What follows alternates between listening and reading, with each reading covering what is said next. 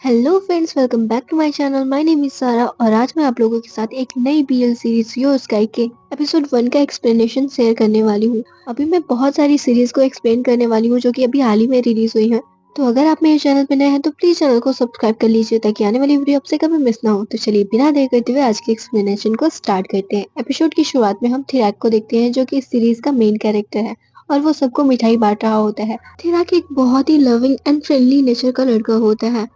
थिरैक की मॉम ने कुछ मिठाइयाँ बनाई होती है जिसे वो यूनिवर्सिटी के वॉचमैन को देता है। फिर वो कैंटीन और कैफे में काम करने वाले लोगों को भी मिठाई बांटता है। कुछ स्टूडेंट्स उसके पास आते हैं तो वो उन्हें भी मिठाई बांट देता है। फिर जब उसके पास सारी मिठाई खत्म हो जाती है तो वो अपने क्लास की तरफ जाने लगता है। तभी उसे एक डॉगी दिखाई देता है जिसका नाम सॉन्ग होता है। वो उसे प्यार करने लगता है। फिर जैसे ही वो जाने के लिए उठता है वो अपने एक सीनियर मूफा से टकरा जाता है जो कि इस सीरीज का सेकंड मेन लीड कैरेक्टर है। थिराक जैसे ही उससे टकराता है मूफा की कॉफी उसके शर्ट पर गिर जाती है।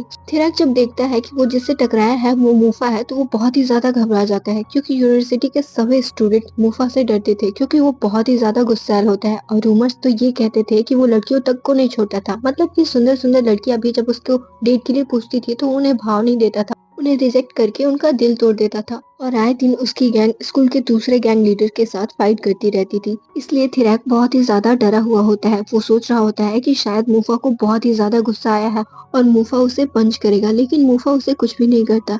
वो मन ही मन बोलता है कि शायद सारे ह्यूमंस झूठे हैं, मूफा उतना भी बुरा नहीं है वरना अब तक वो मुझे पंच कर देता। वो उससे अपनी गलती की माफी मांगने लगता है और उसकी शर्ट साफ करने लगता है। तभी मूफा उसका हाथ पकड़ लेता है। अब थिराक डर के मारे अपनी आंखें बंद कर लेता है क्योंकि उसे लगता है कि शायद अब तो मूफा उसे जरूर पंच करेगा। वो उससे सॉरी बोलने लगता है तो मूफा उसका हाथ छोड़ देता है और उसे बोलकर वहां से चला जाता है। थिराक जब अपने फ्रेंड्स जॉय, टाइप और ली के पास आता है तो उन्हें ये सारी बातें बताता है। टाइप उससे बोलता है कि तो ये स्टोरी कैसे खत्म हुई। तो थिराक उससे बोलता है कि मूफा ने मुझे ऐसा बोला और वो सिंपली चला गया। मुझे लगता है कि वो सारे रूमर्स फेक है, मूफा उतना भी बुरा नहीं है। तभी जॉय उससे बोलती है कि मुझे तो लगता है कि वो अभी तुम्हें टेक डाउन करने का प्लान बना रहा होगा क्योंकि उन रूमर्स में कुछ तो सच्चाई होगी, तभी तो सभी लोग मूफा से इतना डरते हैं। फिर वो ली से बोलती है कि ली, तुम तो मूफा के भाई हो ना, तो तुम ही बताओ कि क्या ये सच है कि मूफा सच में उतना डरावना है, ये कोई र्यूमर नहीं है ना। तो ली उनसे बोलता है कि कम ऑन गाइस, ये सारे र्यूमर्स फेक हैं, ये सब बकवास है। मूफा वैसा बिल्कुल भी नहीं है। अगर वो इतना ही स्कैरी होता तो हमें थिरा कभी यहाँ नजर नहीं आता, कब का यहाँ से गायब हो चुका होता। तो थिराक उनसे बोलता है कि ली बिल्कुल सही कह रहा है, वरना इससे पहले जो मैंने किया था उसके लिए तो मूफा मुझे बिल्कुल नहीं जाने देता अगर वो इतना ही बुरा होता तो। दरअसल बात ये होती है कि एक बार मूफा अपने फ्रेंड्स के साथ फुटबॉल खेल रहा होता है, तभी बॉल फील्ड के बाहर चली जाती है। वहां से थिराक गुजर रहा होता है तो वो उसे बॉल पास करने के लिए कहते हैं। तो थिराक उस बॉल को किक करता है जिससे कि वो बॉल सीधे जाकर मूफा के फेस पर आकर लगने वाली होती है, लेकिन मूफा उसे कैच कर लेता है। फिर वो गुस्से से उसकी तरफ देखने लगता है। अब ये देखकर थिराक सहित वहां पर जितने भी लोग मौजूद होते हैं सभी लोग डर जाते हैं। मूफा थिराक के पास आता है। थिराक उससे बोलता है कि सॉरी, मैंने जानबूझकर नहीं किया, ये मेरे पैर से अपने आप हो गया, मुझे माफ कर दो प्लीज। थिराक को ऐसा करते देख मूफा के चेहरे पर स्माइल आ जाती है। फिर वो उसे बिना कुछ बोले वहां से चला जाता है। सीन प्रेजेंट में आता है। जॉय बोलती है कि जरूरी नहीं है कि मूफा ने उस वक्त कुछ नहीं किया तो वो अभी भी कुछ नहीं करेगा, मुझे लग रहा है कि वो जरूर तुम्हें टेक डाउन करने का प्लान कर रहा होगा। तो थिराक बोलता है कि अब तक मैं मूफा से 2 बार मिल चुका हूँ और दोनों बार मैंने कुछ ना कुछ गड़बड़ कर दी है, फिर भी उसने मुझे आज तक कुछ नहीं किया। इसका मतलब कि वो बहुत ही ज्यादा अच्छा है। मैंने बोला था ना कि वो सारे र्यूमर्स फेक हैं, मूफा सच में बहुत अच्छा है। अभी ये लोग बात कर ही रहे होते हैं कि तभी वहां पर ओ आता है जो सभी को हेलो बोलता है। ये सभी भी उसे हेलो बोलते हैं। फिर वो थिराक से बोलता है कि थिराक, मुझे तुमसे कुछ बात करनी है, प्लीज मेरे साथ बाहर चलोगे।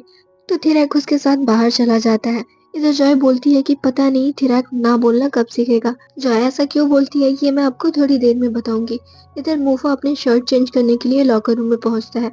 तो उसका फ्रेंड रहो उससे बोलता है कि अरे वाह, तुम वापस क्यों आ गए। तो मूफा उससे बोलता है कि वो मेरी शर्ट पे कॉफी गिर गई तो मैं अपना शर्ट चेंज करने आया हूँ।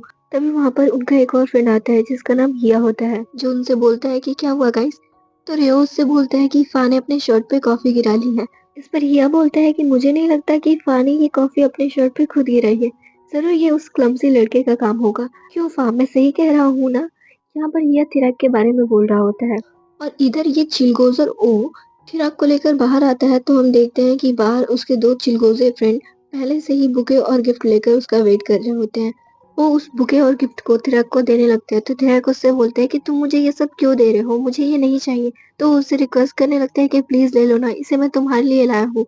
थिरक इतना मासूम होता है कि उसे लगता है कि अगर वो ऊ का गिफ्ट लेने से मना कर देगा, तो उसका दिल टूट जाएगा, इसलिए वो उसका दिल रखने के लिए गिफ्ट्स को ले लेता है। तभी वहाँ पर ली आता है और थिरक से बोलता है कि थिरक जल्दी से क्लास में चलो, क्लास का टाइम हो गया है, प्रोफेसर आ गए होंगे। दरअसल ली जानबूझकर थिरक को वहाँ से लेकर जाता है क्योंकि वो जानता था कि अगर उसने थिरक को थोड़ी देर और ऊ के साथ छोड़ा तो ऊ उसे मैनिपुलेट करके पता नहीं कौन-कौन सी बात मनवा लेगा। फिर जब दोनों क्लास में पहुंचते हैं तो पता चलता है कि प्रोफेसर आए ही नहीं है। थिरक के हाथ में बुके और सामान देखकर जय और टाइप उससे पूछते हैं कि ये सब क्या है, तो ली उन्हें बताता है कि वो ने फिर से इसे गिफ्ट दिया है। इस पर जॉय और टाइप थिरक से बोलते हैं कि तुम उसे मना क्यों नहीं कर देते? अगर तुम उसे मना नहीं करोगे तो वो तुम्हें ऐसे ही परेशान करता रहेगा। तो थिरक बोलता है कि मैंने उसे मना करने की कोशिश की पर वो माना ही नहीं। अगर मैं उसे ना बोल देता तो उसका दिल टूट जाता और मैं उसका दिल नहीं तोड़ना चाहता था, इसलिए मुझे गिफ्ट लेना पड़ा। एक्चुअली वो थिरक को पसंद करता था, इसलिए वो उसे अक्सर गिफ्ट दिया करता था, इस उम्मीद में कि शायद थिरक एक दिन उसका प्रपोजल एक्सेप्ट कर लेगा और उसका बॉयफ्रेंड बन जाएगा। लेकिन थिरक के दिल में ओह के लिए कोई फीलिंग्स नहीं होती है। वो तो उसका गिफ्ट इसलिए एक्सेप्ट कर लेता था क्योंकि वो उसका दिल नहीं तोड़ना चाहता था।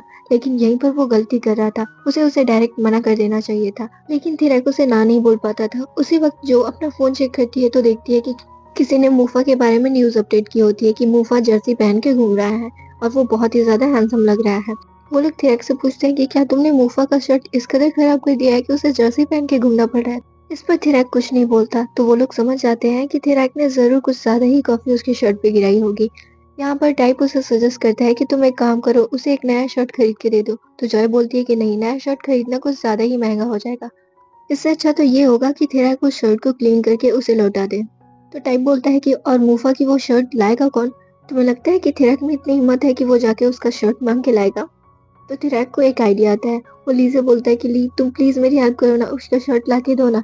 उसके बहुत रिक्वेस्ट करने पर ली उसकी हेल्प करने के लिए तैयार हो जाता है। सबसे पहले वो अपने भाई को उसकी परमिशन लेने के लिए कॉल करता है और उससे बोलता है कि मेरा फ्रेंड तुम्हारे शर्ट को धोना चाहता है, तो क्या हम उस शर्ट को ले सकते हैं? तो मूफा उससे बोलता है कि उसकी कोई जरूरत नहीं है, तुम अपने फ्रेंड को बोल दो कि उसकी चिंता ना करे।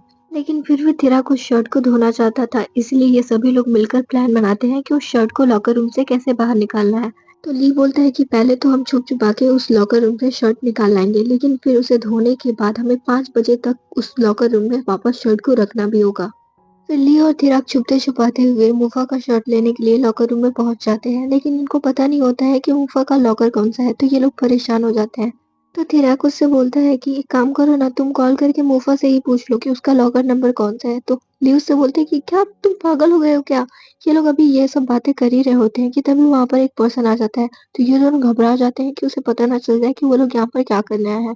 उस पर्सन को इन पर शक ना हो, इसलिए ली यहाँ पर ये प्रिटेंड करता है कि वो दोनों यहाँ पर पेन ढूंढने आए हैं। वो रैक से बोलने लगता है कि रैक मेरी हेल्प करो ना, मुझे पेन नहीं मिल रहा है। तो रैक इतना भोला होता है कि वो बोलते है कि क्या, कौन सा पेन, कैसा पेन? तो ली उससे बोलते है कि अरे वो पेन, याद करो, समझो ना यार। लेकिन रैक इतना भोला होता है कि उसका इशारा नहीं समझता। उसके बजाय वो डायरेक्ट उसी पर्सन से पूछने लगता है कि एक्सक्यूज मी, क्या तुम बता सकते हो कि मूफा का लॉकर कौन सा है? इससे पहले कि वो आगे कुछ बोल दे कि जिससे उनका भांडा फूट जाए, ली तुरंत आकर उसका मुंह बंद कर देता है और बोलता है कि एक्चुअली मैं पा का छोटा भाई हूँ। मैं यहाँ पर पेन ढूंढने आया हूँ, उसने हमें पेन लाने को बोला था, तो क्या तुम बता सकते हो? तो वो पर्सन उन्हें बता देता है कि मूफा का लॉकर नंबर S508 है। तो जैसे ही वो पर्सन चला जाता है, थिराक लॉकर से मूफा का शर्ट निकालता है और वो उसे लेकर लॉन्ड्री शॉप पर जाने लगते हैं। शॉप पर पहुंचकर ये जैसे ही शर्ट धोने के लिए देते हैं, जो धोने वाला पर्सन होता है वो बोलता है कि नहीं नहीं, मैं इसे नहीं धो सकती, इसकी हालत तो बहुत खराब है, इसको मशीन में नहीं धोए जा सकते, इसको केवल हाथ से ही धोया जा सकता है। तो वो लोग उससे रिक्वेस्ट करने लगते हैं कि ये बहुत अर्जेंट है, प्लीज आप इसे धो दो। तो वो पर्सन उन्हें मना करते हुए बोलती है कि मैं नहीं कर सकती, मुझे और भी बहुत सारे काम है। तभी टाइप उससे बोलता है कि प्लीज ब्यूटीफुल सिस्टर, आप तो कितनी प्यारी हो, प्लीज हमारी हेल्प कर दो। पीछे से ली भी बोलने लगता है, प्लीज सिस्टर, प्लीज हेल्प कर दो। जब वो पर्सन ली को देखती है तो उसे देखते ही फ्लैट हो जाती है। जॉय जब ये बात नोटिस करती है तो वो ली को तुरंत आगे कर देती है और ली फिर उससे रिक्वेस्ट करने लगता है, तो वो पर्सन मान जाती है। तो जैसे ही उनकी हेल्प करने के लिए हाँ बोलने वाली होती है, तभी थिरक बोल पड़ता है, मैं खुद कर लूंगा, आप एक काम करो, आप मुझे कपड़े धोने के सारे सामान दे दो। तो वो उन्हें सारे सामान दे देती है। अब थिरक कपड़े धोने बैठ जाता है, लेकिन उससे वो कपड़ा साफ ही नहीं होता। तो टाइप को एक आइडिया आता है। वो और ली उस पर्सन के पास पहुंच जाते हैं और बहुत ही प्यार से बोलने लगते हैं, प्लीज सिस्टर हमारी हेल्प कर दो ना, हमसे नहीं हो रहा है। अब इतने क्यूट क्यूट लड़के इतने प्यार से बोलेंगे तो भला कौन नहीं उनकी बात मानेगा। वो पर्सन भी इनकी बातों से पिघल जाती है और इनकी हेल्प करते हुए ना सिर्फ उस कपड़े को धोती है बल्कि उसे सुखाकर उसे आयरन करके इन्हें दे देती है। फिर जब पेमेंट करने की बारी आती है तो ली उससे क्यूआर कोड मांगता है तो वो बोलती है कि मैं सिर्फ कैश ही एक्सेप्ट करती हूँ, क्यूआर कोड नहीं है। ली जब देखते हैं कि 5 बजने में सिर्फ 20 मिनट काफी है तो वो जॉय, थिराक और टाइप से बोलता है कि तुम लोग जाओ, मैं यहाँ पर पैसे पे करके आता हूँ। थिराक, जॉय और टाइप भागते हुए यूनिवर्सिटी आते हैं। फिर तभी वो देखते हैं कि मुफा और उसके फ्रेंड्स भी लॉकर रूम की तरफ जा रहे हैं। अब ये देखकर वो लोग घबरा जाते हैं। जॉय बोलती है कि थिराक तुम जाओ जल्दी से शर्ट को लॉकर रूम में रख के आओ, तब तक मैं और टाइप यहाँ पर मूफा और उसके फ्रेंड्स को डिस्ट्रैक्ट करने की कोशिश करते हैं। तो थिराक जल्दी जल्दी भागते हुए लॉकर रूम की तरफ जाने लगता है। वहीं इधर हम देखते हैं कि मूफा भी अपने फ्रेंड्स के साथ उधर की तरफ ही आ रहा होता है। तभी जॉय को एक आइडिया आता है। वो टाइप से बेहोश होने की एक्टिंग करने को बोलती है। सबसे पहले वो उसे धक्का मारकर नीचे गिरा देती है। टाइप बेहोश होने की एक्टिंग करने लगता है और वो प्लीज हेल्प चिल्लाने लगती है। तभी वहां पर ली भी आ जाता है। फिर वो जब देखता है कि मूफा और उसके फ्रेंड्स उसी तरफ आ रहे हैं तो वो भी उनके पास आकर ऐसे एक्टिंग करने लगते हैं जैसे कि मानो टाइप सच में बेहोश हो गया हो। फिर जब मूफा और उसके फ्रेंड उनके नजदीक आते हैं तो वो उनसे बोलते हैं कि प्लीज हमारी हेल्प करो, देखो ना हमारा फ्रेंड बेहोश हो गया है। लेकिन वो लोग उसे ऐसे इग्नोर करके चले जाते हैं मानो उन्हें पता हो कि वो लोग नाटक कर रहे हैं। इधर भागते हुए थिराक जब लॉकर रूम में पहुंचता है तो वो जैसे ही चुपके से शर्ट रखने जा रहा होता है तभी उसे वो देख लेता है और उससे बोलता है कि अरे थिराक तुम यहाँ। थिराक जल्दी से शर्ट छुपा लेता है। वो खुश होते हुए बोलता है कि थिराक क्या तुम मुझसे मिलने आए हो? तो थिराक बोलता है कि नहीं नहीं, वो मैं गलत रूम में आ गया हूँ, सॉरी अब मैं जा रहा हूँ। वो जैसे ही जाने लगता है वो उससे रोक लेता है और बोलता है कि मुझे तुमसे कुछ बात करनी है। थिराक बोलता है कि क्या क्या बात करनी थी? तो वो बोलता है कि मुझे तुम्हें अपने बर्थडे पार्टी के लिए इनवाइट करना था, तुम हर साल मेरे बर्थडे पर आते हो, तुम इस साल भी आओगे ना? थिराक को उसके बर्थडे पार्टी में जाने का बिल्कुल मन नहीं होता है। इससे पहले कि वो कुछ बोले वो उससे बोलता है कि देखो अगर तुम इस साल मेरे बर्थडे पार्टी में आओगे ना तो मैं तुम्हें प्रॉमिस करता हूँ कि मैं आज के बाद तुम्हें कभी परेशान नहीं करूंगा। तो रैक सोच रहा होता है कि वो उससे क्या बोले। तभी वो उससे पूछता है कि वैसे तुम्हारे हाथ में क्या है? तो थिराक शर्ट को छुपाने लगता है। वो नहीं चाहता था कि वो उसे देख ले। वो उसका ध्यान हटाने के लिए बोल देता है कि ठीक है मैं तुम्हारे बर्थडे पार्टी में आऊंगा। ये सुनकर वो खुश हो जाता है। फिर थिराक उसे जाने के लिए कहता है लेकिन वो नहीं जा रहा होता है। वो चुपके से देखने की कोशिश कर रहा होता है कि थिराक के हाथों में क्या है, लेकिन थिराक उससे ये बोल देता है कि मुझे वॉशरूम यूज करना है, अब तुम जाओ। तो वो वहां से चला जाता है। फिर उसके जाने के बाद थिराक शर्ट को लॉकर में रख देता है। फिर वो जैसे ही वहां से निकलने लगता है उसे मूफा के दोस्तों की आवाज सुनाई देती है जो कि उधर की तरफ ही आ रहे थे। वो जल्दी से भाग के लॉकर के साइड में छुप जाता है। मूफा जब वहां पर आता है तो उसकी नजर उस पर पड़ जाती है लेकिन वो उसे कुछ नहीं बोलता। फिर जब वो अपनी लॉकर खोलता है तो देखता है कि उसकी शर्ट एकदम क्लीन है और उसे आयरन करके वहां पर रखा गया है। उसकी शर्ट को ऐसी हालत में देखकर हिया एकदम चौंक जाता है और बोलता है कि ये अचानक ऐसी क्लीन कैसे हो गई। तो मूफा उसके इस सवाल को इग्नोर कर देता है और बोलता है कि चलो प्रैक्टिस करने चलते हैं, फिर हमें घर जाना है। इसके बाद वो लोग वहाँ से चले जाते हैं। फिर थिराक भी धीरे से वहाँ से निकल जाता है। फिर जब वो अपने फ्रेंड्स के पास आता है तो टाइप उससे पूछता है कि तुम्हें इतनी देर कैसे लग गई। तो थिराक उनसे बोलता है कि एक्चुअली मुझे वहाँ पर वो मिल गया था और उसने मुझे अपने बर्थडे पार्टी के लिए इनवाइट किया और मैंने जल्दबाजी में उसे हाँ कर दिया क्योंकि मैं नहीं चाहता था कि वो मूफा के शर्ट को देख ले। तो इस पर उसके फ्रेंड्स बोलते हैं कि अरे यार क्यों तुमने एक्सेप्ट किया उसका इनविटेशन, तुम जानते हो ना जब तक तुम उसे ना नहीं बोलोगे वो तुम्हें ऐसे ही परेशान करते रहेगा। तो थिराक उनसे बोलता है कि लेकिन उन्होंने मुझसे प्रॉमिस किया है कि अगर मैं उसके बर्थडे पार्टी में गया तो वो मुझे फिर कभी परेशान नहीं करेगा। तो टाइप उससे बोलता है कि और तुमने उसकी बात पर यकीन कर लिया? ओ थिराक तुम कितने भोले हो। तो थिराक उनसे बोलता है कि गाइस तुम लोग जानते हो ना कि मैं किसी को ना नहीं बोल पाता और ना बोलकर मैं उसका दिल नहीं तोड़ना चाहता था, इसलिए मैंने हाँ कर दिया। इस पर वो लोग बोलते हैं कि चलो कोई बात नहीं और वो लोग उसके साथ बर्थडे पार्टी में जाने का डिसाइड करते हैं ताकि वो उसे प्रोटेक्ट कर सके। नेक्स्ट सीन में हम बेब और डॉम को देखते हैं जो कि कपल्स होते हैं। बेब दरअसल थिराक की बहन होती है और वो घर जाने के लिए कार के पास खड़ी होकर अपने भाई थिराक का वेट कर रही होती है। तभी वहाँ पर थिराक आता है। उसके हाथ में बुके और सामान देखकर बेब उससे पूछती है कि ये सब क्या है। तो थिराक उसे बताता है कि ये सब उसे ओ ने गिफ्ट किया है। ये जानकर बेब उससे नाराज हो जाती है और बोलती है कि तुमने फिर से ओ का गिफ्ट लिया, अगर तुम ऐसे ही उसके गिफ्ट एक्सेप्ट करते रहोगे तो उसे लगेगा कि तुम उसे एक दिन चांस दोगे और वो तुम्हें ऐसे ही परेशान करते रहेगा, तुम उसे सीधे सीधे मना क्यों नहीं कर देते। इस पर डोम उसे शांत कराते हुए बोलता है कि शांत हो जाओ बेब, मैं ये बात दावे के साथ कह सकता हूँ कि थिराक ये गिफ्ट एक्सेप्ट नहीं करना चाहता था, फिर भी उसे ये एक्सेप्ट करना पड़ा है क्योंकि वो ओ का दिल नहीं दुखाना चाहता था। क्यों थिराक, मैं सही कह रहा हूँ ना? तो थिराक बोलता है कि हाँ बिल्कुल सही कह रहे हो। फिर वो अपनी बहन से बोलता है कि सॉरी बेब, प्लीज़ मुझे माफ़ कर दो, मैं नेक्स्ट टाइम पूरी कोशिश करूँगा कि उसका कोई गिफ्ट एक्सेप्ट ना करूँ, और तुम चिंता मत करो, मैं उसका प्रपोज़ल कभी एक्सेप्ट नहीं करूँगा। तो बेब बोलती है कि ठीक है, चलो अब घर चलते हैं, और वो सभी घर के लिए निकल पड़ते हैं। नेक्स्ट सीन में हम देखते हैं कि रात को थिराक, बेब और उसके ग्रैंडपा साथ में बैठकर टीवी देख रहे होते हैं। तभी वहाँ पर बेब और थिराक की मॉम आती है, जो उनसे पूछती हैं कि क्या उन्होंने डिनर कर लिया। तो वो लोग बोलते हैं कि हाँ, हमने खाना खा लिया।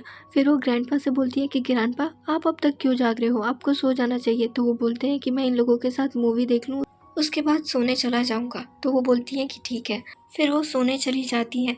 थोड़ी देर बाद वहाँ पर बेब और थिराक के डैड आते हैं, जो कि उनके लिए कुछ स्नैक्स लेकर आए होते हैं। ये देखकर वो लोग खुश हो जाते हैं।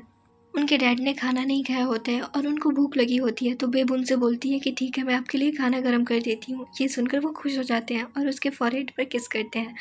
ये देखकर थिराक उनसे बोलते हैं कि डैड, आपने बेब के हेड पर किस क्यों किया, मेरे भी हेड पर किस करो।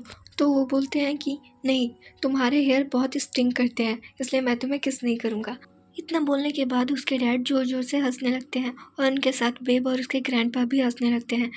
ये देखकर थिराक चिढ़ जाता है और बोलता है कि अब मैं ये सारे स्नैक्स खुद खाऊंगा, किसी के साथ शेयर नहीं करूंगा। फिर वो अपनी मॉम को आवाज़ देते हुए बोलता है कि मॉम देखो, डैड अब मुझसे बिल्कुल प्यार नहीं करते, वो सिर्फ अब बेब से प्यार करते हैं, इसलिए उन्होंने उसके हेड पे किस किया, मेरे हेड पे किस नहीं कर रहे हैं। अब नेक्स्ट डे क्लास खत्म होने के बाद थिराक और उसके फ्रेंड्स जब क्लास से बाहर निकल रहे होते हैं तो एक दूसरे से बातें कर रहे होते हैं। टाइप थिराक से बोलता है कि तुम आज रात ओ की बर्थडे पार्टी में जा रहे हो ना? तो थिराक बोलता है कि हाँ, मैं जा तो रहा हूँ, पर मैंने अभी तक उसके लिए कोई गिफ्ट नहीं खरीदा है। क्या तुम गिफ्ट खरीदने में मेरी हेल्प कर सकते हो? तो जॉय उससे बोलती है कि हाँ, हम सब तुम्हारे साथ गिफ्ट खरीदने चलेंगे, क्योंकि हम सबको भी जाना ही है वहाँ, तो हमें भी गिफ्ट लेना ही पड़ेगा। फिर हम देखते हैं कि रात को जब थिराक बर्थडे पार्टी में जाने के लिए अपने रूम से बाहर निकलता है तो देखता है कि बेब बाहर हॉल में सोफे पर बैठी है, इसलिए वो धीरे धीरे चुप के जाने लगता है। लेकिन तभी बेब उसे देख लेती है और उससे बोलती है कि कहाँ जा रहे हो तुम? तो वो उसके पास आता है और बोलता है कि बेब, मुझे ओ की बर्थडे पार्टी में जाना है, मैं प्रॉमिस करता हूँ कि मैं जल्दी आ जाऊँगा। तो बेब उससे बोलती है कि लेकिन तुम वहाँ क्यों जाओगे, जाने की क्या ज़रूरत है? तो थिराक उससे बोलता है कि तुम परेशान मत हो, मैं अपना ख्याल रखूंगा। इस पर बेब उससे नाराज हो जाती है, क्योंकि वो नहीं चाहती थी कि थिराक ओ की बर्थडे पार्टी में जाए। थिराक उससे बोलता है कि मैं अकेले नहीं जा रहा हूँ, मेरे साथ जॉय, ली और टाइप भी जा रहे हैं, वो मेरा ख्याल रखेंगे, तुम चिंता मत करो, प्लीज़ बेब मान जाओ ना। तो बेब उससे बोलती है कि ठीक है जाओ, लेकिन ज़्यादा देर तक वहाँ मत रुकना, जल्दी घर आ जाना, और हाँ, अगर तुम्हें कोई प्रॉब्लम हो तो मुझे फ़ोन करना, और अगर तुम्हें वहाँ से पिकअप करने की ज़रूरत पड़े तो मुझे बता देना। थिराक बोलता है कि ठीक है। फिर हम देखते हैं कि वो, जॉय और टाइप ओ की बर्थडे पार्टी में आ जाते हैं। वो थिराक को देखते ही बहुत ही ज़्यादा खुश हो जाता है और वो उसे गले लगाने के लिए जैसे ही आगे बढ़ता है, जॉय थिराक को प्रोटेक्ट करने के लिए उनके बीच में आ जाती है और बर्थडे प्रेजेंट उसके आगे करते हुए बोलती है कि ये लो अपना बर्थडे गिफ्ट। वो गिफ्ट बॉक्स को ले लेता है, फिर थिराक को देखते हुए बोलता है कि तुम यहाँ आए, यही मेरे लिए सबसे बड़ा गिफ्ट है, और फिर से वो उसे हक करने जा रहा होता है। तो इस बार टाइप उसके आगे आकर उसे रोक लेता है और अपने फ्रेंड से बोलता है कि गाइस, तुम लोगों ने खाना नहीं खाया है ना, चलो कहीं सीट देखकर बैठते हैं। तो उनसे बोलता है कि चलो मैं तुम लोगों को कहीं बैठाता हूँ। फिर वो उन तीनों को एक जगह बैठा देता है और अपने फ्रेंड्स के पास जाता है। जब उसके फ्रेंड्स उसके हाथ में प्रेजेंट देखते हैं तो वो उसे टीज़ करने लगते हैं कि ओहो, किसने दिया तुम्हें इसे? तो वो बोलता है कि इसे थिराक ने मुझे दिया है। तो उसका फ्रेंड बोलता है कि लगता है आज तुम उसे अपना ऑफिशियल बॉयफ्रेंड बनने का अनाउंसमेंट कर ही दोगे। तो वो बोलता है कि यार तुम भी ना, तुम तो मुझे अभी से टीज़ करने लगे। वैसे गाइस, तुम लोगों को क्या लगता है, हमने जो प्लान किया है वो वर्क करेगा? तो उसके फ्रेंड बोलते हैं कि हाँ बिल्कुल यार, 100% वर्क करेगा। अब ये प्लान क्या है ये आपको थोड़ी देर में पता चलेगा। इधर जॉय को ओ पर शक हो गया होता है। वो थिराक और टाइप से बोलती है कि मुझे लगता है कि वो कुछ बड़ा रायता फैलाने वाला है, कुछ तो गड़बड़ है। तभी टाइप उससे पूछता है कि वैसे ली कब तक आएगा? तो जॉय ली को मैसेज करके पूछती है तो उसे पता चलता है कि ली बाद में आएगा, क्योंकि वो किसी एक्सीडेंट में इन्वॉल्व पर्सन की हेल्प कर रहा होता है। उसी वक्त वो अपने प्लान को अंजाम देने के लिए वहाँ पर पहुँच जाता है।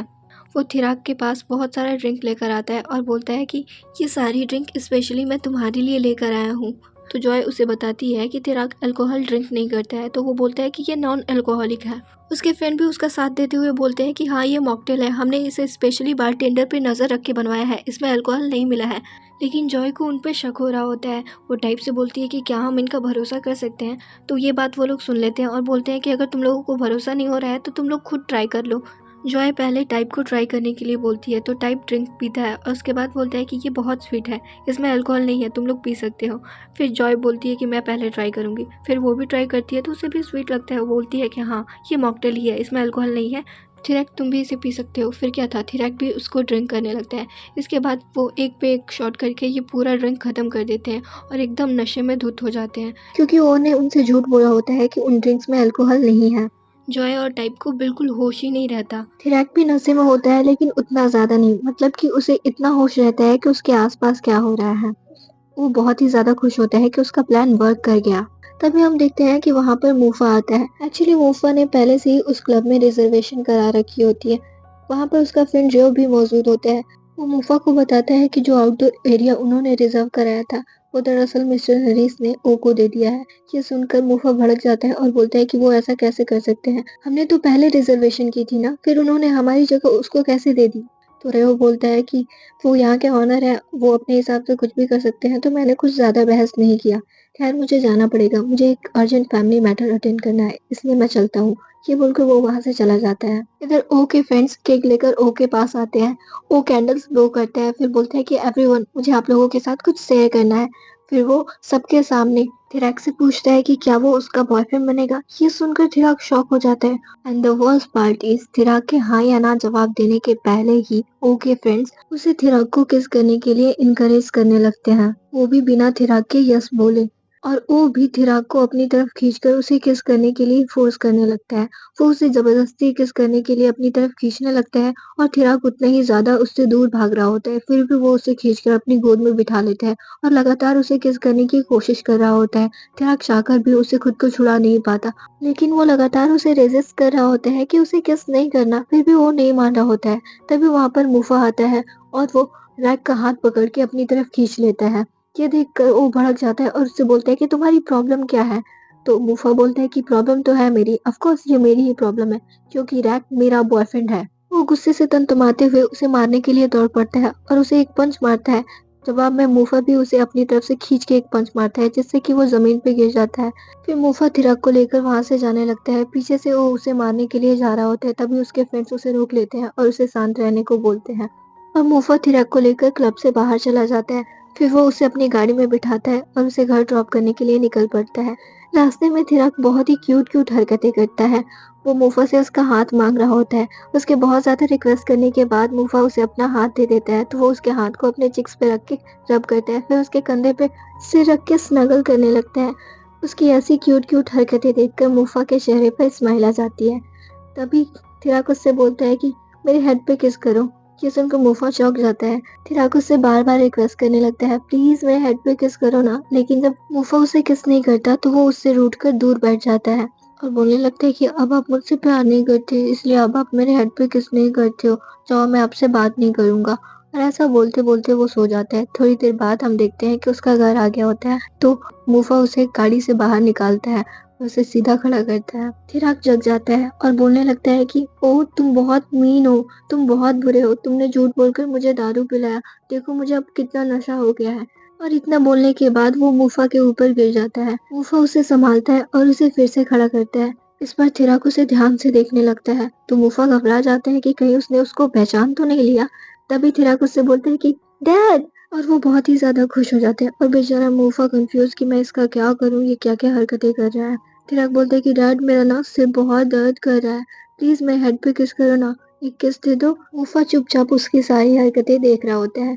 तभी थिराक अपनी मॉम को पुकारते हुए बोलने लगता है कि मॉम देखो ना, डैड मेरे हेड पे किस नहीं कर रहे हैं, डैड अब मुझसे प्यार नहीं करते हैं, डैड अब सिर्फ बेब से प्यार करते हैं। मूफा घबरा कर दरवाजे की तरफ देखने लगता है कि कहीं उसकी मॉम तो नहीं आ गई। वो इधर उधर भी चेक करता है कि कहीं थिराक की आवाज सुनकर कोई और तो घर से बाहर नहीं निकल आया। वहीं थिराक लगातार उससे अपने हेड पे किस करने की रिक्वेस्ट कर रहा होता है। मूफा समझ चुका था कि बिना किस लिए थिराक नहीं मानने वाला, इसलिए वो सबसे पहले अपने आसपास चेक करता है कि कोई देख तो नहीं रहा। फिर जब उसे कोई नजर नहीं आता तो वो थिराक के हेड पर किस कर लेता है। किस मिलते ही थिराक खुश हो जाता है और वो उसके चिक्स को बहुत ही प्यार से टच करता है और बोलता है ये मुझे किस मिल गई। और वो खुशी-खुशी अपने घर के अंदर चला जाता है। बेचारा मूफा शॉक्ड रह जाता है कि अभी उसके साथ हुआ क्या, और उसका दिल भी ज़ोर-ज़ोर से धड़क रहा होता है। इसके बाद वो अपने घर चला जाता है। नेक्स्ट सीन में हम देखते हैं कि थिराक एकदम आराम से सो रहा होता है और उसके फ़ोन पे मैसेज आ रहे होते हैं। जॉय, ली, टाइप, बेब, डॉम सब के सब उससे एक ही बात पूछ रहे होते हैं कि मूफा ने उसके हेड पे किस क्यों किया और वो दोनों बॉयफ्रेंड है, ऐसे रूमर्स क्यों आ रहे हैं, उन दोनों के बीच ये सब कब से चल रहा है और उसने किसी को ये सब बताया क्यों नहीं। उसके फोन पे इतने ज्यादा मैसेज के नोटिफिकेशन आते हैं कि हार मानकर उसे उठना ही पड़ता है। और फिर जैसे ही वो अपना फोन चेक करता है तो देखता है कि उसमें मूफा उसके हेड पे किस कर रहा है, ऐसी फोटो आई है, जिसे देखकर वो खुद शॉक्ड हो जाता है कि ये कब हुआ, और वो जोर से चिल्लाता है नहीं। और इसी सीन के साथ एपिसोड 1 यहीं पर खत्म हो जाता है। जाते-जाते मैं आप लोगों से एक बात कहना चाहती हूँ, अगर आप चाहते हैं कि मैं आपके किसी फेवरेट बीएल सीरीज को एक्सप्लेन करूँ तो प्लीज़ उसका नाम मुझे कमेंट में ज़रूर बताइएगा। Bye bye.